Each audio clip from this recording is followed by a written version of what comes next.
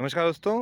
मैं हूं हेमंत कुमार आमेटा और एक बार फिर आपके लिए लेके आए हैं कृषि अनुसंधान केंद्र मंडोर पे, जहां पे डॉक्टर राहुल भारद्वाज से अपन बात करेंगे सरसों के बारे में। पिछला अपन ने एक वीडियो डाल रखा था जिसमें अपन सरसों के प्रकार के बारे में दिखाया था, लेकिन उस टाइम पे क्या थोड़ा फसल पकी हुई नहीं थी, और अभी जो है फसल मेच्योरिटी स्टेज पे आने वाली है। फ्लावरिंग भी मतलब पूरी होके फलियाँ बन चुकी है, तो जो कैरेक्टर हैं वो अच्छे दिख रहे हैं। तो वापस हम चर्चा करेंगे। इसमें स्वागत करता हूँ डॉक्टर राहुल भारद्वाज जी का। सर नमस्कार आपका सर। बहुत स्वागत है। नमस्कार सर। हमारे जो दर्शक हैं उनको थोड़ा आप सरसों के जो पिछले बार बात की थी, पिछली बार पूरी अपन ने, इस बार खाली इनको बस ऐसे किस टाइप्स की है और कैसे इनका मतलब रंग रूप दिख रहा है उसके बारे में। देखो, सरसों के अंदर विभिन्न प्रकार की स्पेसीज हैं, प्रजातियां हैं। हम्म। अब उन प्रजातियों के अंदर किसी में भूरे रंग का दाना बनता है, किसी में पीले रंग का दाना बनता है। कई प्रजातियां ऐसी भी हैं जिनमें दोनों रंग के दाने बनते हैं। राई है, बनारसी राई है, करण राई है, चिट्टी सरसों है, पीली सरसों है, और उसके अलावा अपने जो भारतीय सरसों हैं। तो ये सारे एक विभिन्न प्रजातियां इस सरसों जो पूरी फैमिली है इसके अंदर है। तो सबसे पहले जैसे आप कैमरा इधर करें तो मैं दिखाता हूँ। ये जो है, ये है भारतीय सरसों, जिसको हम बोलते हैं इंडियन मस्टर्ड। नॉर्मली इंडिया के अंदर जो सबसे ज़्यादा ग्रो की जाती है वो यही प्रजाति है, और राजस्थान के अंदर भी सबसे ज़्यादा एरिया इसी का है। दूसरे नंबर पर बात आती है पीली सरसों की। तो पीली सरसों में भी दो प्रकार के आपको दिखेंगी। एक तो ये बड़ी फलियां, देखिए कितनी मोटी इसकी फली है, और इसकी एक फली के अंदर करीब 40 से 42 दाने आपको दिखेंगे। देखिए देखिए पूरा मतलब यूँ फली दानों से भरी हुई है। और थोड़ा ये देखिए, पीली सरसों है। ये पीली सरसों है। उसके अलावा पीली सरसों में एक दूसरा टाइप है, वो आगे मैं आपको दिखाऊंगा। और जो सामने आपको ये जो प्रजाति जिसमें काफ़ी लेट समय तक अभी आपको फ्लावरिंग दिखाई दे रही है, ये देखिए। तो ये बहुत लेट मैच्योर हो गई है, हाँ, पकेगी ये लेट। बहुत अच्छा, बिल्कुल बहुत इसकी बारीक है फलियाँ तो। फलियाँ देखिए इसकी, हम्म। बिल्कुल बिल्कुल सुई की जैसी फलियाँ हैं इसकी। हाँ। इसे बोलते हैं राई, अच्छा, राई की है। जो अपने ब्रेसिका चौके। नाइग्रा इसका जो नाम है, हम्म। जो बॉटनिकली बोलते हैं। और वास्तविकता में जो ओरिजिनल अपनी राई है वो ये है। बिल्कुल देखिए इसके तो दाना भी बड़े, बारीक बनता होगा इसमें बहुत एकदम। बहुत बिल्कुल राई का दाना आपने देखा ही है। तो हम्म। बिल्कुल बारीक सा दाना इसका रहता है। अभी तो थोड़ा लेट है, थोड़ा ये मैच्योरिटी में लेट तो रहता है। टाइम भी लगती काफ़ी हाँ, है। टाइम लेता है फसल का टाइम लंबा है इसका, फसल चक्र का। बिल्कुल। स्टॉप अच्छा। करो। तो आगे इस कड़ी में मैं आपको दिखाऊं तो ये है, जो ये है तारा मीरा, जो अपने जहाँ पर वर्षा आधारित खेती होती है, तो उन क्षेत्रों में इसकी मतलब रेन फेड रूप से कंजर्व मॉइस्चर के अंदर इसको डाल देते हैं। और उसके बाद ये ग्रो होता है, और अच्छा मतलब जहाँ पानी की कमी है वहाँ पे अच्छी ये पैदावार इसको दे बहुत देता है। अकाल की फसल भी बोलते हैं। अकाल की फसल भी इसे बोला जाता है। जहाँ पानी बहुत कम हो उस टाइम में एक बिल्कुल। फसल, एक हल्की बारिश से भी ये मतलब पैदावार दे जाता है अपनी। इसका जो ऑयल होता है, जो तेल है, उसका थोड़ा औद्योगिक क्षेत्रों में ज़्यादा इस्तेमाल होता है। अच्छा अच्छा। एक ये एक नई प्रजाति आप देखें सरसों की, शायद आपने पहले ही कभी देखी हो। इसे बोलते हैं ब्रेसिका टर्निफोर्टाई, यानी अच्छा, इसका बॉटनिकल नाम है, और सामान्य भाषा में इसको बोला जाता है चिट्टी सरसों। इसमें बहुत पतली पतली सुइयाँ एकदम। हाँ, मतलब पतली है, थोड़ा दाना इसका दाना बारीक होता बारीक है। हो। और जो भारतीय सरसों है उसके मुकाबले में इसकी उपज थोड़ी कम है। अच्छा लेकिन इसमें भी पानी की आवश्यकता थोड़ा तुलनात्मक रूप से कम पानी की आवश्यकता है। अच्छा। अब आप यहाँ पर देखें, इसमें फलियों का तरीका देखें।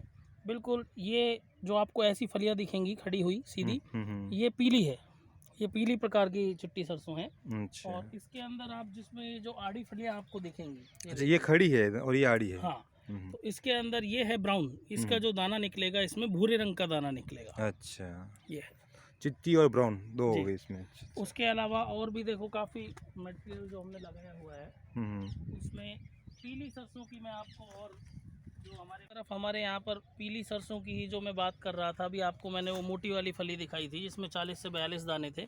वहीं ये दूसरे टाइप की देखो फली है, इसमें थोड़ी पतली फली है, इसमें 12 से लेके 18 दाने तक अलग अच्छा, वो अलग। काफ़ी मोटी है और थोड़ी। हाँ, लेकिन इसके अंदर भी आप देखेंगे अभी थोड़ा ये इमेच्योर है, पका हुआ नहीं है, और ये भी पीली सरसों का ही दाना है।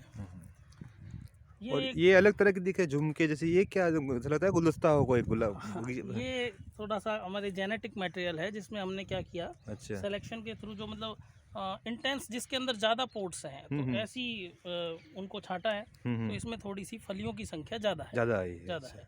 और प्लांट टाइप डिफरेंट है, और उसके अलावा ऐसा कुछ नहीं है। बरोबर। ये सारे जर्म प्लाज्म जो हमारे ये हैं, कलेक्ट, जिससे हाँ ये हम आगे मतलब इम्प्रूव करते हैं, वो रिसर्च के सारी लिए। चीज़ें हैं। जनन द्रव्य है ये हमारा। देखिए दोस्तों, इसमें और आगे जो जनन द्रव्य मैंने बताया, उसमें अलग अलग टाइप के ये आपको दिखेंगे। कुछ कम हाइट्स के हैं, कुछ ज़्यादा हाइट के हैं। कुछ हमने जो क्रॉस कराए हैं उससे, जिसमें दोनों टाइप की आपको फलियाँ दिख रही हैं, देखिए। सरसों है ये। हाँ, ये सारा सरसों ही है। और इसमें अलग अलग प्रकार के आप देख सकते हैं, जिसके अंदर फलियों की संख्या किसी में ज़्यादा है, किसी में कम है। तो ये सब अलग अलग तरीके की सरसों है, और हम पूरा अनुसंधान करते हैं। तो जो भी जनन द्रव्य हमें मिलता है उसमें हमारे जो पादप प्रजनन के तरीके हैं, उनका उपयोग करके हम आगे जो किस्में हैं वो विकसित करने का काम करते हैं। तो ये सारा काम इसी से जुड़ा हुआ है। ठीक। यहाँ आप देख सकते हैं क्लियरली, आपको अलग अलग तरीके की सरसों की विभिन्न प्रजातियाँ, या भारतीय सरसों, पीली सरसों, वो दिखाई देंगी। ये देखिए, ये वही पीली सरसों जिसको मैंने आपको पहले दिखाया, वही है। कितनी मोटी फलियाँ इसके अंदर आप देखेंगे।